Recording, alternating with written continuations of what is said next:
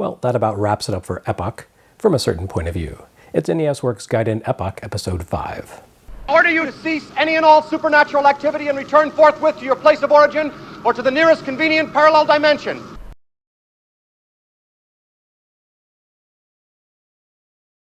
We're well into the Famicom era of video games at this point, and yet Epoch hasn't given up on the cassette vision. And, true to form, this next-to-last title for the system, Monster Block, rips off another company's big arcade hit, in this case, Sega's Pengo.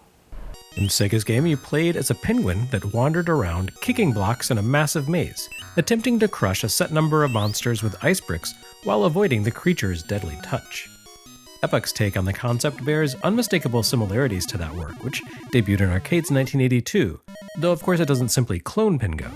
These changes from the source material result in part from the technical limitations of the cassette vision hardware, which lacked the screen resolution and processor horsepower to render the dense field of movable, destructible blocks and swarms of enemies seen in Sega's hit.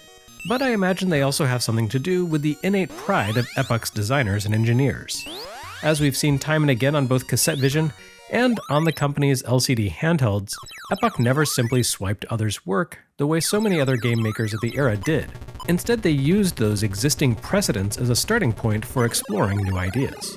Cloning hits was simply a standard business practice at the time, not unlike the way it is today on mobile platforms, except back then it didn't have all the gross ads dripping with sexually charged undertones or pandering to pregnancy and filth fetishists.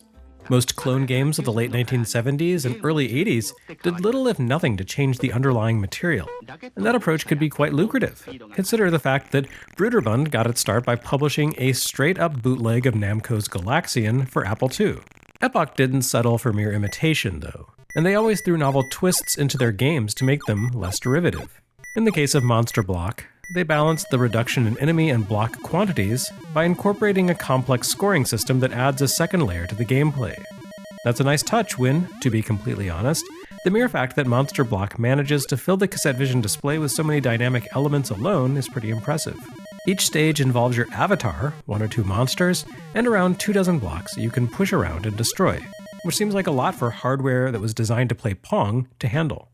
Monster Block differs from Pengo in more than just the amount of stuff happening on screen at any given time.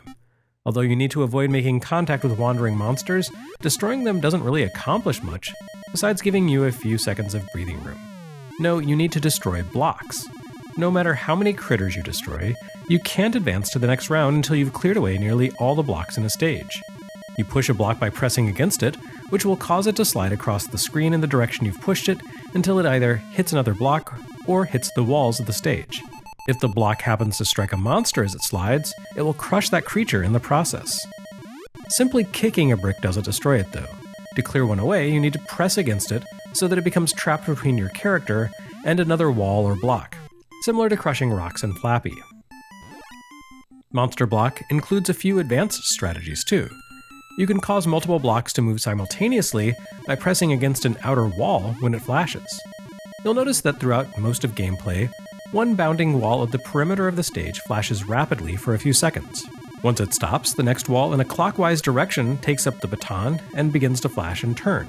If you push against the flashing wall, it will repel blocks, causing them to slide in the opposite direction, provided they aren't obstructed by another object.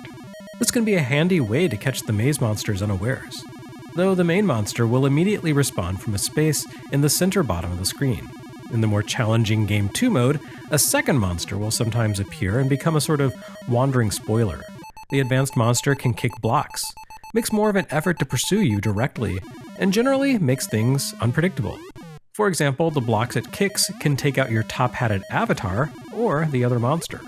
Fortunately, the game only seems to spawn one of these guys per stage, so taking it out will give you some room to breathe. You can also smash the one pink block that appears in each stage to briefly become invincible, causing any monster you touch to freeze for a few seconds. Simply clearing the screen of blocks presents quite a challenge in later stages and throughout the advanced mode, but your real test of skill resides in the numbered blocks that appear around the screen. Each stage contains 8 numbered blocks, 2 each labeled 1 through 4, and these hold the key to high scores. If you can kick numbered blocks so that adjacent numbers sit together without destroying them, the game grants you massive bonuses. You can also earn bonuses by arranging blocks so that they connect sequentially as well. This is more easily said than done. Trying to skitter around the maze, arranging blocks just so, while also avoiding monsters, and trying to manage the unnumbered blocks that clutter the screen proves to be a demanding task that I can never quite achieve myself. So I'm ultimately basing my observations here on the game's instruction manual. All in all, you can't help but be impressed by what Epoch managed to accomplish here with such humble hardware.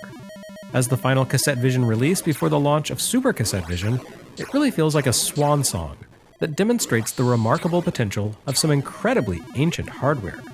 I don't think anything about Monster Block caused anyone to say, hold up, and rethink buying a Famicom or SG-1000, but as a hardware showcase for existing Cassette Vision owners, it has a lot going for it.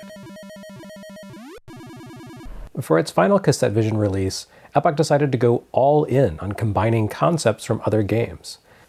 Elevator Panic combines elements of Monster Mansion, Donkey Kong Jr., elevator action, and maybe a little bit of Mappy. Now, bear in mind that Elevator Panic shipped in August 1984.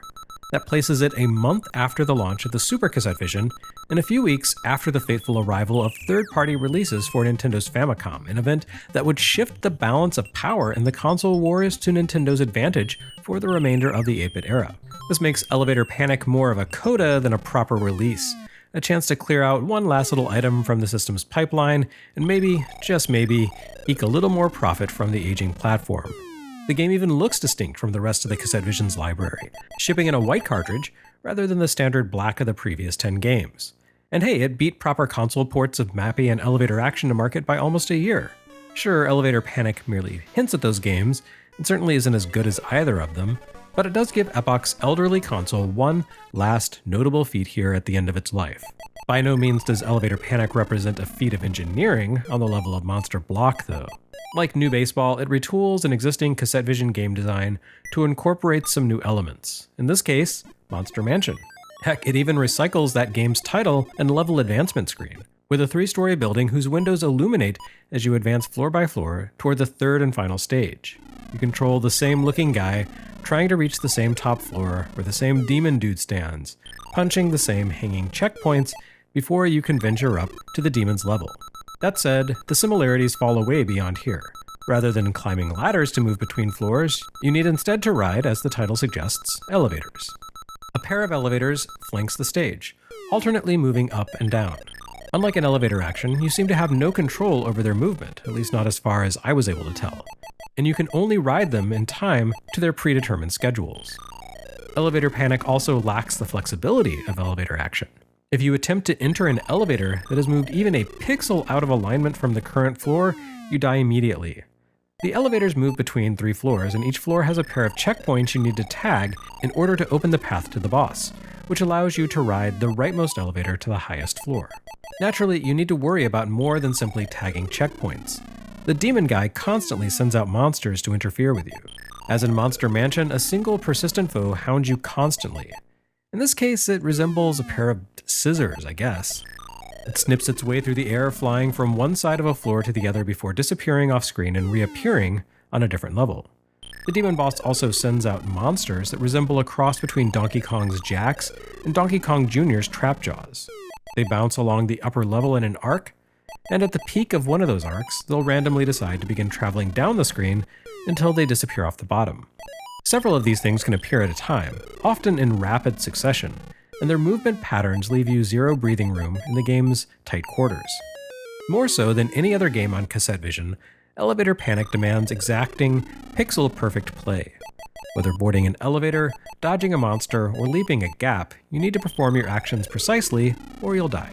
This makes the second and especially third stages incredibly tough. In Stage 2, gaps appear in the center of each floor, forcing you to leap over them in order to pass from one side of the mansion to the other.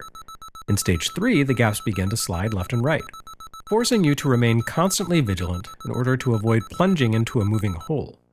Waiting for an elevator to arrive at your current floor while dodging the scissor creature and the demon's plunger monsters, and keeping an eye on the floor gaps, makes for a truly stressful scenario.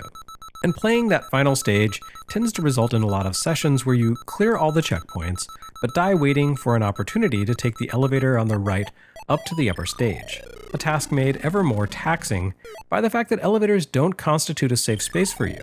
You can easily be skewered by the scissor beast while waiting for a ride to the top. Your one saving grace comes in the form of an idea swiped from Mario Brothers of all things.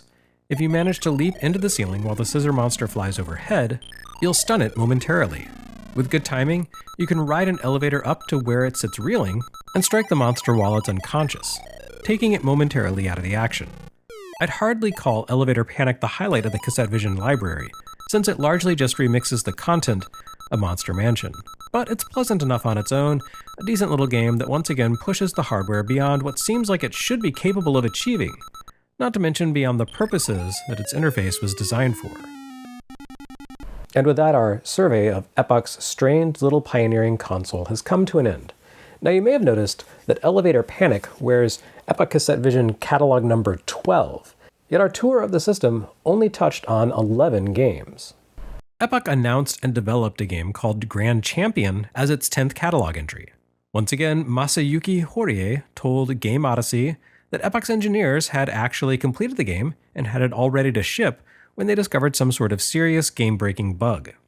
By the time the developers managed to fix the issue, the Cassette Vision had reached the end of its life, and Epoch no longer saw the point in releasing it. Now, a Japanese YouTube channel called Retroing claims to have acquired a production sample of the game for which they've uploaded video. Now, this could easily be some sort of fake, but what they show off does line up with the known production art of the game, which depicted images of a racing title on the box cover. The Retroing sample looks the part, and it's quite impressive given the system's capabilities. Not only does the road scroll forward as you drive and avoid cars in a top-down racer, the road boundaries shift left and right as you steer, and in a faster, more convincing fashion than Astro Command's scrolling. Legitimate or not, it does showcase what Epoch aimed to accomplish toward the end of the Cassette Vision's life, though the fact that their reach exceeded their grasp here definitely reinforces the need to leave behind the old system and move along to something, well, super.